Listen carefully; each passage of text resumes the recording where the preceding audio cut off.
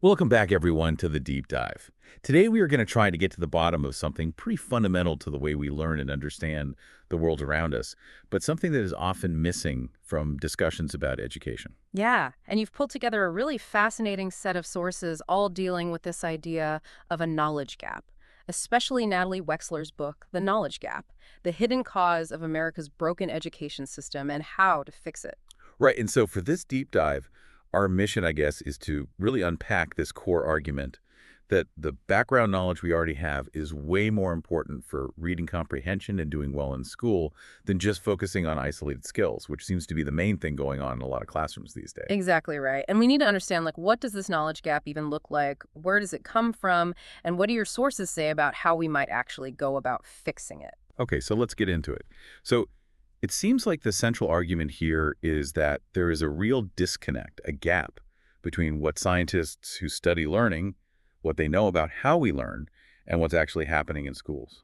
Right. And Wexler and a lot of other experts are saying this disconnect is a big reason why so many students struggle, even though teachers are really trying their best. It's like we're missing a big piece of the puzzle. Yeah, and the missing piece, they're saying, is this idea of building a solid foundation of knowledge about the world.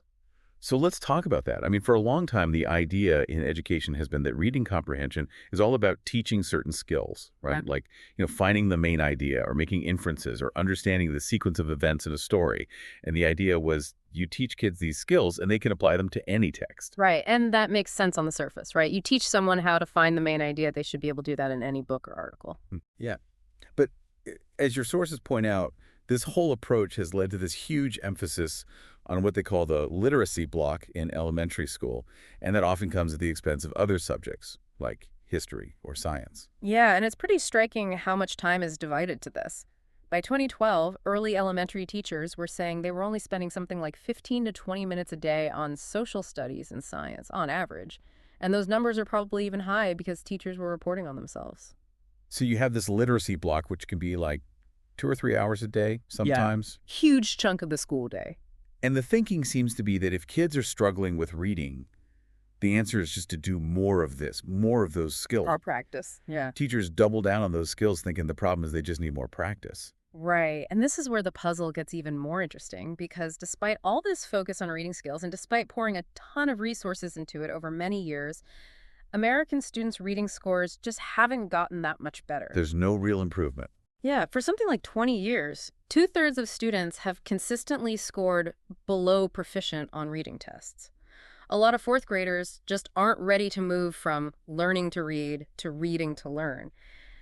And when you look at writing, the scores are even worse. And some people are saying that literacy levels, not just for kids but for adults too, might actually be going down, especially when we compare the US to other countries. So all this focus on skills, and yet we are not seeing the results. So that suggests, right, that we are missing something. Yeah, definitely missing something. And this brings us to the okay, what is this knowledge gap? Like, what does it actually look like in real life? Your sources have some really interesting examples from actual classrooms where this is playing out. Yeah, these examples are really powerful because they take this abstract idea and make it very real. Yeah, they really bring it home. Like one example is this first grade teacher, Miss Arredondo, and she's trying to explain the word caption to her students, and she's trying everything she can think of, but they just don't get it. They just don't understand that it means like the words that describe a picture. And it's not even that they don't know the individual words she's using to explain. Right. They know the words, but it's like they're missing that basic concept, that connection between words and describing what you see in an image. Which seems so basic. Yeah, like it seems so obvious, but if you don't have that understanding, the word caption just doesn't make sense. There's nothing to attach it to. Yeah, and there's another example from this first grade class that was learning about flags. And they're looking at the Kenyan flag and the American flag. Yeah, and the kids had no clue about Kenyan history. Heck, they barely even knew anything about the American Revolution. So these flags, these symbols are just kind of meaningless. Right, they're just objects without any context or any story behind them. It's all very abstract. And this isn't just happening in elementary school either. Right. I mean, the sources you gave me mentioned surveys that show even college students and adults have huge gaps in their knowledge about history, civics, even geography. That's kind of shocking. Yeah, like students at a pretty good university couldn't answer basic questions about the Civil War or what the vice president does or where the United States declared its independence. Like really basic stuff. Yeah, and there was this survey, and it's not just like obscure trivia or anything. Right. It showed that a huge percentage of American adults couldn't name the three branches of government. Really? And they couldn't name any of the rights that are protected by the First Amendment. Oh, wow. And over half of the people they surveyed didn't even know that the first 10 amendments are called the Bill of Rights, or who gave the Gettysburg Address, or how many senators each state gets to elect. I mean, come on, this is pretty fundamental stuff. It really is. So, okay, so we see this really heavy emphasis on skills in school, but at the same time, it's clear that there are these major gaps in basic knowledge. Yeah, for sure. So let's dive into why this background knowledge is so important. Like, what does it actually do for us when we're trying to read and understand something? Your sources talk a lot about the science behind this. Yeah, this is where we get into some really interesting stuff from cognitive science, and the research is pretty clear. Like, what you already know about a topic has a huge impact on how well you can understand new information about that topic. It's like having a framework. Yeah, exactly. Like you have this mental framework to hang new ideas on. I like that. And there was this one study that was really insightful. They did it with preschoolers from different backgrounds, like some kids from wealthier families and some from less wealthy families. And they had them read a book about birds. Okay. And, the wealthier kids, they tended to know more about birds already just from their life experiences. Maybe their families took them to the zoo more, or they had more books about nature at home, whatever. But anyway, those kids understood the book way better. Okay. But then the researchers had the kids read a story about these made-up animals called wugs. Wugs. Interesting. Yeah, so obviously none of the kids had ever heard of wugs before, right? It was totally new for everyone. And guess what? Their comprehension was basically the same. Oh, that's so interesting. Yeah, so that's just that it wasn't about their reading skills. It was the knowledge they brought to the task that made the difference. They all had the same skills, but the kids who knew about birds had that advantage. Exactly. That's a really good example. And there's this other thing that your sources talk about called chunking. It's like how our working memory handles information. I've heard of that, but I don't really understand how it works. So our working memory, it's where we process information, and it can only hold so much at once. Like a mental juggling act. Yeah, and background knowledge helps us to group information together. It's like we take all these separate bits and pieces and we chunk them together into these meaningful units. Oh, so instead of trying to remember like a million different things, you can remember a few bigger chunks? Exactly. Yeah. And your sources had this great example about baseball. So like, imagine someone who knows a lot about baseball. They hear something like the shortstop threw the ball to the second baseman who threw it to the first baseman, and that got two runners out, and they just process that whole thing as one concept, a double play. Right. But if you don't know anything about baseball, you got to try to remember every little action, like, okay, shortstop, ball, second baseman, ball, first baseman, out, and that takes up way more space in your working memory. You get overloaded. It's too much to hold on to. Exactly, and that makes it a lot harder to understand what's going on. So background knowledge is like freeing up space in our brain. It's like mental efficiency. I like that. And when you don't have enough background knowledge, it makes reading really hard. Because you're spending all your mental energy just trying to decode the words. Right, you're stuck on the individual words and you can't see the bigger picture. And you can't make those connections, right, between what you're reading and what you already know. Yeah, it's like trying to follow directions in another language when you only know a few words. You're so focused on figuring out each word that you miss the overall meaning of what they're telling you. That's a good way to put it. And I guess this also helps to explain why those practices, like using leveled readers and focusing so much on teaching reading skills, Yeah. why those might not be the best approach. Yeah, your sources make some interesting points about that. And I'm curious about this because, I like systems. I like things to be organized and structured. So on the surface, this idea of matching the difficulty of the reading material to a student's ability seems to make sense, Like, why wouldn't we want to do that? What are the problems with that approach? Well, one issue is that these leveled readers don't always line up with how phonics is being taught because they're supposed to be like real books. They can't be super controlled to only include the sounds that kids have actually been taught. So kids might be running into words they've never seen before. Yeah, and the way they decide the reading levels, it doesn't always take into account what kids actually know about, like topic-wise. Oh, so you could have a kid reading a book that's at their level, Yeah. but it's about something they have zero experience with. Exactly. And then they're struggling because they're missing that background knowledge, even though the words themselves aren't too hard. So even if they can't sound out the words, they don't really understand what they're reading. And there's even some research starting to suggest that all this leveled reading might not actually be that helpful. It could even be holding kids back. Really? How so? So the idea is, if you keep giving kids books with mostly familiar words and ideas, they're not getting exposed to new stuff, new vocabulary and concepts that they need to move on to more challenging texts. So they're not building their knowledge through the books themselves. Right. It's like we're expecting them to get all their knowledge from direct instruction and then just apply it to these leveled readers. Which seems kind of backwards. Yeah. And what about those comprehension strategies? Like summarizing and predicting. What do your sources say about that? Yeah, they say that focusing too much on those can actually be a distraction from just trying to understand what you're reading. Right. It's like in your sources, they talk about putting together furniture. Yeah. If someone just gives you vague instructions like put the pieces together and see if it looks right, that's not really going to help you figure out how to build the table. You need more specific instructions. Yeah, you need to know which pieces go where and how they connect. Right. And it's the same with reading. If you're constantly thinking about how to summarize or predict, you're not really thinking about what the text actually means. It takes you out of the flow. Yeah. And some research has even shown that just asking kids questions about what they're reading, like questions that are directly related to the content, is actually more effective for helping them understand and remember the information. So just getting them to think about the meaning of the text, not about how to summarize it. This is all really fascinating.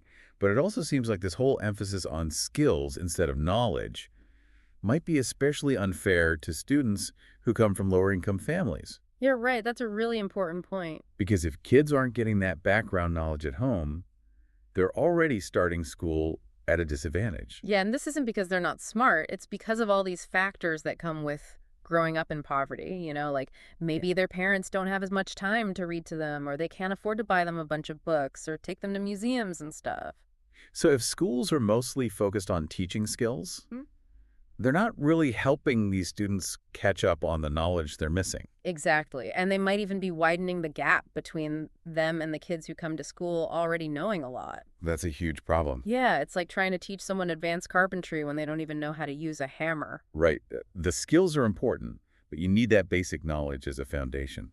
Yeah, and this is why more and more people are saying we need to shift to curricula that actually focus on building knowledge for all students, like from the ground up. I'm really glad to hear that. And your sources talk about some schools that are already doing this. Can you give us some examples of what that looks like? Yeah, so one example is this first grade teacher, Mrs. Williams, and she started using a knowledge building curriculum in her class. And the difference was just night and day. Like the lessons were so much richer, the kids were more engaged, they were learning all this really cool stuff about the world. Okay. And another really well-known example is the core knowledge curriculum. It's designed to build knowledge in things like history, science, and the arts. And it goes all the way from kindergarten to high school. So it's like a spiraling curriculum. You keep coming back to the same topics, but each time you go a little deeper. Exactly. And that helps kids build those connections and see how everything fits together. So what kind of results have schools seen when they use these curriculums? Teachers have reported a bunch of positive changes, like students are more engaged, they remember information longer, and they can make connections between different subjects more easily. Okay. And there are even stories of kids getting so interested in what they're learning that they start doing their own research and writing about it on their own. Like they're becoming little experts. Yeah, exactly. Like there was this fourth grade teacher, Kitty Gillette, and she said her students actually asked her if they could do extra research and give presentations on things like ancient Mesopotamia and Greek myths. I mean, that's amazing. It really is. It's like you give kids something interesting and meaningful to learn, and it just sparks this natural curiosity in them. But, shifting to this kind of teaching must be really hard. Like there must be a lot of resistance to it. Yeah, absolutely. It's a huge challenge. Especially, you've talked about how you sometimes encounter resistance when you're trying to bring more foundational knowledge to new fields. And I wonder if there are any parallels to how the education system has been reluctant to change. You're right on the money with that. A lot of teachers and administrators, they've been taught for years and years that the best way to teach is to focus on skills and student-centered learning. And they've been told that teaching facts is like the worst thing you can do. Like it's just rote memorization. Yeah, they think it's boring and it doesn't really help kids learn. So it's a whole mindset that needs to shift. Yeah, and this idea of balanced literacy, it's still very influential. And even though it does include some phonics, it still puts a big emphasis on skills and leveled reading. And for a lot of teachers, it feels like a compromise, like they're already doing something balanced, Right, so right. they don't want to change. Right. And your sources also talk about how a lot of teacher training programs aren't really preparing teachers to teach in this way, this knowledge building way. Right, they're not getting the Yeah. content knowledge they need, and they're not learning how to actually teach knowledge effectively in the classroom. So even brand new teachers are coming in with this bias against teaching facts. It's a real problem. So what about those Common Core standards? I remember when those came out, there was a lot of talk about how they were going to raise standards and get kids reading more challenging material. Did they do anything to address this knowledge gap? They try, the Common Core, it did want kids to be reading more complex texts, and it wanted them to build knowledge through reading more nonfiction. But the way it got put into practice, it didn't really work out that way. That's interesting. So it was good in theory, but it didn't translate to the classroom. Yeah, and I think part of the problem was that a lot of teachers just didn't really understand this shift in focus. They didn't get the message about knowledge building. So even though the standards themselves were okay, the way teachers were implementing them, it wasn't really getting at the root of the problem. Right. And a lot of schools, they just kept on doing what they were doing. They kept using leveled readers and focusing on skills. It's like they heard complex text, but they forgot about the part where you need background knowledge to actually understand those texts. Yeah, exactly. It's like if you want someone to appreciate like a really amazing piece of music, you can't just focus on the individual notes. You got to give them the whole context, like the melody, the harmony, who the composer was, what was going on in the world when they wrote it, all of that stuff. Makes it come alive. Yeah, it gives it meaning. So it sounds like the Common Core was a bit of a missed opportunity, but your sources do talk about some hopeful signs, some things that are moving in the right direction. Yeah, and I'm really excited about some of these developments. Like what? Well, for one thing, some really big players in education, like the Bill and Melinda Gates Foundation, they're starting to realize that the curriculum, the actual materials that teachers are using, that's super important, like way more important than they used to think. That's a big shift. Yeah. And they're starting to understand that just focusing on evaluating teachers or doing other things, that's not enough if you're not giving teachers good content-rich materials to work with. It's like giving them the tools to do their job. Yeah. And so what are some concrete examples of this shift? Like how is it playing out in the real world? Well, some states, like New York and Louisiana, they've actually developed these really good content-focused curricula for the early elementary grades, and they're making them available to everyone for free. That's great. So all kids have access. And we're also seeing some really promising results from schools and districts that have switched to these knowledge-rich curricula. Oh, like where? Well, there's Washoe County in Nevada. They have this thing called the Core Task Project, and the Center City Charter Network. They both started using the core knowledge curriculum, and they've seen some really positive changes in how engaged students are and how much they're learning. So it's actually making a difference in the classroom. Definitely. And I think what this shows is that when schools make a conscious effort to build knowledge, when they make it a priority, it really pays off. And what about teachers? What do they need to be able to make this shift successfully? Like what kind of support do they need? Well, having good curriculum materials is a huge part of it, but that's not enough. Teachers also need professional development that's specific to the content they're teaching. So not just general teaching strategies, but like actual content training. Right, they need to deepen their own knowledge of the subject so they can teach it in an engaging and meaningful way. Okay. And there's this other really interesting approach that Judith Hochman has been talking about. It's all about integrating writing instruction with content learning. Oh, that sounds interesting. Yeah, so instead of just having kids write separate essays or reports, she wants them to use writing as a tool for understanding the content itself. Like they might write summaries of what they're learning or create diagrams and charts or even write their own explanations and definitions. So they're actively processing the information through writing. Exactly, and that helps them to really solidify their understanding. It's like another way of chunking information. Yeah, it's like building those mental connections through writing. Wow. This has been such a fascinating deep dive. And it's clear that building knowledge is not just about memorizing a bunch of facts. Absolutely right. It's about creating this rich foundation that kids can use to understand the world around them and to keep learning throughout their lives. It's about giving them the tools to think critically and to make sense of complex information. And the research shows that focusing on those isolated skills, even though it seems like a good idea, it might actually be preventing kids from developing this deeper understanding. And, for me personally, learning about this knowledge gap, it really made me think about why I sometimes struggle to understand new ideas. And it made me realize that maybe it's not because I'm not a good learner, it's just that I'm missing some of the basic knowledge I need to build on. That's a really insightful point, and it kind of changes the way you approach learning, right? It makes you realize that sometimes you got to go back and fill in those gaps in your knowledge before you can really move forward. Yeah. And this brings up a really important question, and it's something I hope our listeners will think about too. If having this solid foundation of knowledge is so important for individuals, then what does it mean for society as a whole if our education system is creating these knowledge gaps? Like, what are the implications of that? And could focusing more on building shared knowledge actually help us to create a society that's more informed, more engaged, and just better overall? That's a big question, but it's definitely one we're thinking about. Yeah, for sure. Thanks so much for joining me for this deep dive. I really learned a lot It today. was my pleasure. Really enjoyed it. And to our listeners, thanks for tuning in, and we'll see you next time on The Deep Dive. See you next time.